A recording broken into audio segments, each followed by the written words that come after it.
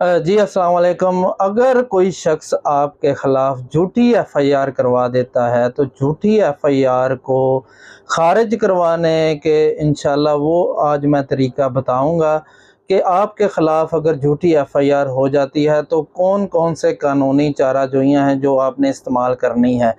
अगर आपके ख़िलाफ़ कोई झूठी एप्लीकेशन पुलिस स्टेशन में देता है तो सबसे पहले पुलिस वाले आपको इत्तला देंगे, तो आपने बिल्कुल घबराना नहीं है। आपने अगर आपको डर हो कि कोई आपको पुलिस वाला, क्योंकि दूसरी पार्टी साज़बाज़ है पुलिस वालों के साथ, वो मुझे गिरफ़्तार कर सकते हैं, तो फिर तो आपने बैलिफ़ का अरेंज करके ही जाना है। कोई जो है प्रोफ़ेशनल वकील वो अपने साथ उसे अटैच करें और बैलफ अरेंज करके फिर आप पुलिस स्टेशन में जाएँ। अगर आपको ये है कि इत्तला आई है और आपको बिल्कुल एतमाद है कि आप जो है आपके ख़िलाफ़ जो एप्लीकेशन है, आपका मौक़िफ़ काफ़ी स्ट्रॉन्ग है, आप उसमें जाएँ, बिला झिझक जाएँ और जाकर अपना मौक़िफ़ जो है वो पुलिस के सामने रखें। उसकी इंशाअल्लाह वहाँ से ही एप्लीकेशन वो ख़ारिज कर दी जाएगी। अगर आपको डर है कि जो मेरा मौक़िफ़ है या मेरे पास फ़िलहाल जो सबूत और गवाह हैं वो नाकाफ़ी हैं, तो मेरे ख़िलाफ़ एफ़आईआर हो जाएगी, खुदा न ख़ास्ता आपके ख़िलाफ़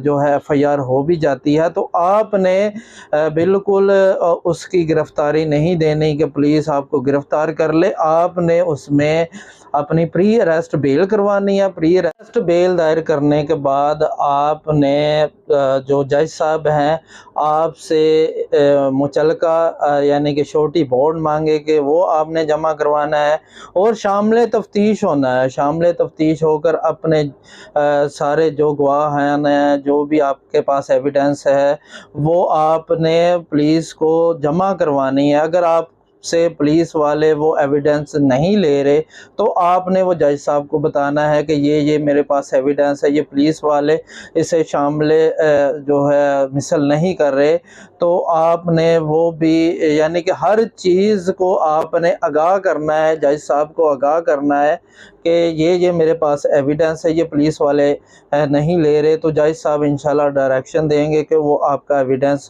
शामिल तफ्तीश होगा, शामिल मिसल होगा। आपकी एविडेंस कंप्लीट होगी, तफ्तीश कंप्लीट होगी। जो पुलिस है उसने आपका एफ़आईआर ख़ारिज नहीं की, वो साज़बाज़ है मुद्दई फ़रीक़ के साथ। अब आपने यही एविडेंस एक अच्छे तरीके से एक प्रोफ़ेशनल वकील जो हायर करके आपने वही एविडेंस आपने रखनी है जज साहब के पास। जज साहब इंशाअल्लाह उसको मुकम्मल जो थ्रू आउट उस केस को जो है वो देखेंगे और अगर आपकी एविडेंस में पावर हुई तो आपकी जो प्री अरेस्ट बेल है वो कन्फर्म हो जाएगी।